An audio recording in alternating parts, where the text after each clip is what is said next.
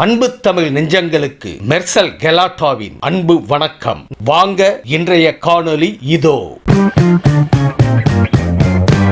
அண்மையில நம்ம அட்வான்ஸா வழங்கின 5000 ரூபாய் உரிமை தொகையை பல ஊடகங்களும் நம்மோட சர்ஜிக்கல் ஸ்ட்ரைக்னு சொன்னாங்க. அந்த அளவுக்கு எதிரிகள் கணிக்க முடியாதபடி நம்மோட மூவ் இருந்துச்சு. காலையில நாம ஸ்வீட் சர்ப்ரைஸ் கொடுத்ததுல மக்கள் மகிழ்ச்சியாக இருந்தாலும் அடுத்து அவங்க உடனே போனது வங்கிகள் இருந்து பணத்தை எடுக்கத்தான். அதுக்கு என்ன காரணம் தெரியுமா? ஒன்றிய அரசு மேல இருக்கக்கூடிய பயம். எங்க அந்த 5000 ரூபாய் ஒன்றிய அரசு எடுத்துக்குவாங்களோன்னு பயந்த மக்கள் அந்த தொகையை உடனடியா வித்ட்ரா பண்ண போயிட்டாங்க. இதுதான் மக்கள் நம்ம மேல வச்சிருக்கக்கூடிய நம்பிக்கைக்கும் ஒன்றிய அரசு மேல வச்சிருக்கக்கூடிய நம்பிக்கைக்கு வித்தியாசம். மக்களுக்காக கொடுத்தா அது திமுக அரசு, மக்கள் கிட்ட இருந்து எடுத்துக்கிட்டா அது ஒன்றிய பாஜக அரசு. அதை புரிஞ்சுக்கங்க. அண்மையில மாண்புமிகு பிரதமர் மோடி அவர்கள் பேசின பழைய வீடியோ ஒண்ணு மறுபடியும் வைரல் ஆச்சு, பார்த்திருப்பீங்க. அதுல என்ன சொல்லி இருந்தார்? இலவச பேருந்து பயண திட்டத்தால மெட்ரோ ரயில்கள்ல பயணிகளோட எண்ணிக்கை குறையறதா சொல்லி இருக்கிறார். தமிழ்நாட்டில் நம்ம திராவிட மாடல் ஆட்சி அமைஞ்ச நாள்ல இருந்து பெண்கள் விடியல் பயணம் திட்டத்துல இலவசமா பயணிக்கிறாங்க. இது வரைக்கும் 900 கோடி பயணங்கள் மேற்கொண்டிருக்காங்க. இதனால ஒவ்வொரு குடும்பமும் சுமார் மாதம் 800 ரூபாய் சேமிக்கிறாங்க. இதெல்லாம் ஏன் சார் உங்களுக்கு வலிக்குது? மார்ச் 1ஆம் நாள் இதே மதுரைக்கு பிரதமர் வருகிறார். அவர்கிட்ட மதுரை மக்கள் என்ன கேட்கணும்னா, இவ்வளவு அக்கறையோட மெட்ரோ ரயிலுக்கு பேசுறவர் ஏன் இந்த மதுரைக்கு மெட்ரோ ரயில் திட்டத்தை கொடுக்கலன்னு கேட்கணும். கேட்பீங்களா? கோவை மெட்ரோ எங்கன்னு கேட்கணும். ஏன் தமிழ்நாட்டுக்கு எந்த சிறப்பு திட்டங்களையும் கொடுக்கலன்னு கேட்கணும். கீழடி அறிக்கையை ஏன் வெளியிட மாட்டீங்க அப்படின்னு கேட்கணும். ஏன் சின்னமும் வரலன்னு கேட்கணும். நீட் தேர்வுல இருந்து ஏன் விலக்கு தர மறுக்கிறீங்கன்னு கேட்கணும். மும்மொழி கொள்கையை ஏத்துக்கணும்னு கல்வியில் சிறந்த தமிழ்நாட்டை வஞ்சிக்க எங்களுக்கான கல்வி நிதியை முடக்கிறது நியாயமானு கேட்கணும். நியாயமா? எதிர்கட்சி தலைவர் பழனிசாமி அவர்கள் தமிழ்நாட்டோட உரிமைகளுக்காக குரல் கொடுத்திருக்கணும். ஆனா கோரிக்கையா கூட இதையெல்லாம் கேட்க துணிச்சல் இல்லாத துரோகியா அவர் மாறிட்டார். நாம் பழனிசாமி மாதிரி பயந்தாங்குழி இல்ல, ஆட்சிகள்ல பதவிகள்ல உயிரே போனாலும் எதை பற்றி நாங்கள் கவலைப்பட மாட்டோம்.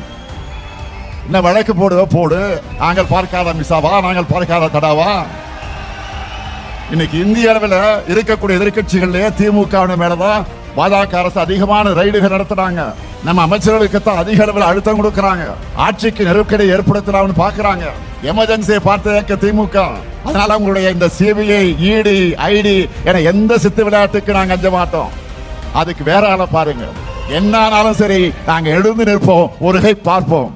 சித்திரை திருவிழா போல கூடியிருக்கக்கூடிய உங்களை பார்த்து நான் உற்சாகம் அடைகிறேன். உத்தங்குடி முழுக்க உடன்பிறப்புகள் குடியேறிவிட்ட மாதிரி எனக்கு இருக்கு. இதையெல்லாம் பார்க்கும்போது என்னுடைய நம்பிக்கை நாளுக்கு நாள் அதிகமாகிட்டே வருது.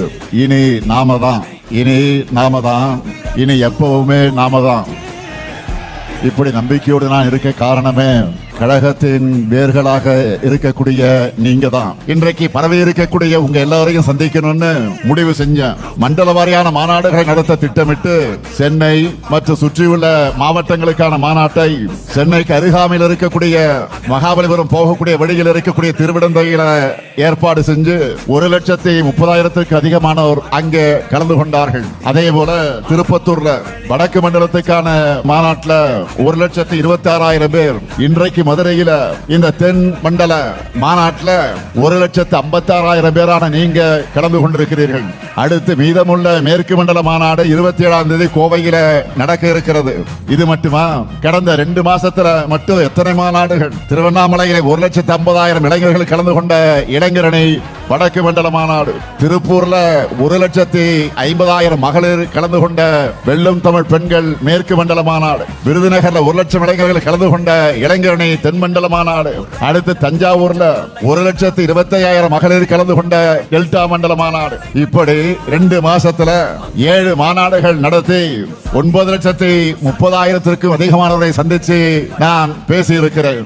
அதனால நான் சவால் விட்டு சொல்றேன், இந்த அளவுக்கு நம்மை போல பூத் லெவல்ல நிர்வாகிகள், இளைஞர்கள், மகளிர் இப்படி தேர்தலுக்கு ஆயத்தமாக ஒரு கட்சியை இந்தியாவிலே காட்டுங்க பார்க்கிறேன்.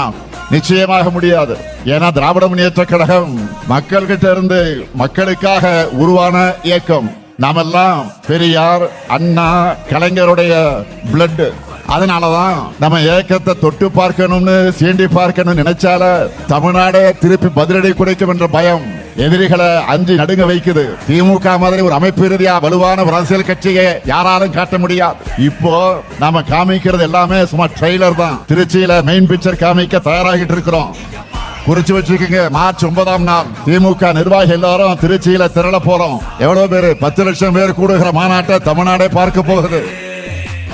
வளர்ச்சி அரசியல்னா தமிழ்நாட்டை பாருங்கன்னு சொல்ற அளவுக்கு டெவலப்மெண்ட் பாலிடிக்ஸ அடையாளமா தமிழ்நாடு இன்றைக்கு வளர்த்திருக்கு. அதுவும் ஒரு தரப்புக்கான வளர்ச்சி இல்ல, எல்லாருக்கும் எல்லாம் என்ற பரந்துபட்ட வளர்ச்சி. தமிழ்நாட்டோட இந்த வளர்ச்சியும் தனித்துவமும் உண்மையான வளர்ச்சி அரசியல்னு என்னன்னு இந்தியாவோட மற்ற மாநிலங்களுக்கு காமிக்கிற செயல்பாடுகளும் பாஜகவை கடுமையாக எரிச்சலடைய வைக்குது. மற்ற மாநிலங்கள்ல கட்சிகளை மிரட்டி ஆட்சிகளை கவிழ்த்து தங்களுடைய அரசை கொண்டு வர பயன்படுத்திட அந்த வாஷிங் மிஷின் எங்கேயும் கொண்டு வந்து கூட்டணி அமைச்சிருக்கிறாங்க. பாஜக உள்ள நுழைஞ்சா எப்படியெல்லாம் நடந்துப்பாங்க என்பதைத்தான் இப்போ அண்மையில மகாராஷ்டிரால பார்த்துக்கிட்டு இருக்கோம். மாநில கட்சியை உடைச்சு ஆட்சிக்கு வந்தவங்க இப்போ பிற்படுத்தப்பட்ட முஸ்லிம்களுக்கான 5 விழுக்காடு இடஒதுக்கீட்டை ரத்து செஞ்சிருக்கிறாங்க. மகளிர் உதவித்தொகை திட்டத்துல 22 லட்சம் பெண்களை நீக்கி இருக்காங்க. இதை தான் தமிழ்நாட்டிலையும் செய்ய நினைக்கிறாங்க. அதுக்கு அவங்க பயன்படுத்த நினைக்கிற ட்ரோஜன் குதிரை தான் அதிமுக. அதனாலதான் பழனிசாமி அவர்களை இன்றைக்கு பார்க்கிறோம். அவர் வழங்கக்கூடிய எந்த வாக்குறுதியும் மக்கள் நம்புவதற்கு தயாராக இல்லை. மண்குதிரையை நம்பி யாராவது ஆத்திர இறங்குவாங்களா? நிச்சய மாட்டாங்க. எங்களை பொறுத்த வரைக்கும் எங்களோட லட்சியங்களும் கடமைகளும் ரொம்ப பெருசு. அதை நோக்கிய பயணம்தான் எங்களுடைய தேர்தல் வெற்றிகள். அடுத்து ஒன்றுபட்ட இந்தியாவில் மாநிலங்களுக்கான உரிமைகளை பெற்று தந்து உண்மையான கூட்டாட்சி கருத்தியலை நிறுவனம்னு எங்களோட அடுத்த கட்ட பயணத்தையும் தொடங்கி இருக்கிறோம். உண்மையான வளர்ச்சியை நம்ம இந்திய நாடு அடையணும்னா மாநிலங்களுக்கு நிறைய அதிகாரங்கள் வழங்கப்படணும். மாநில சுயாட்சிக்கான அரசியல் சட்ட திருத்தத்தையும் கொண்டு வரணும். உண்மையான வளர்ச்சியை, மக்களுக்கு தரமான வாழ்க்கைய மாநிலங்கள் சாதிச்சு காட்டுறோம். பன்முகத்தன்மை கொண்ட இந்தியாவுக்கு கூட்டாட்சி தான் அடிப்படை. தேசிய அளவில் மாநில சுயாட்சி கருத்தியல் குறித்த புரிதலை ஏற்படுத்த வேண்டும் என்று நினைக்கிறோம். சமத்துவம், சமூக நீதி, மதச்சார்பின்மை, சகோதரத்துவம், மாநில சுயாட்சி உள்ளிட்ட கருத்தியல்கள் குறித்து இந்தியா முழுக்க ஒரு பரந்துபட்ட பார்வை உருவாக வேண்டும் என்று நினைக்கிறோம். அதுதான் இந்தியாவுக்கு உண்மையான வளர்ச்சி பாதையை உருவாக்கும் நான் நினைக்கிறேன். அந்த பாதையை காட்டுவதற்கான ஒளியாதான் திராவிட மாடலை நாங்கள் அடையாளம் காட்டுகிறோம்.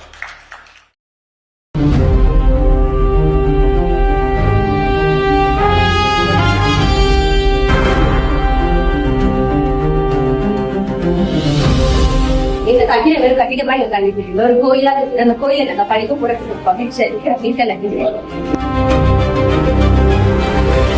என்னோட டிகிரி சர்டிபிகேட் நான் என் கையில வாங்குறதுக்கு முன்னாடியே என்னோட ஜாப் ஆஃபர் லெட்டர் என் கையில இருக்குன்னு நினைக்கும் போது எனக்கு ரொம்ப பெருமையா இருக்கு ஐயா.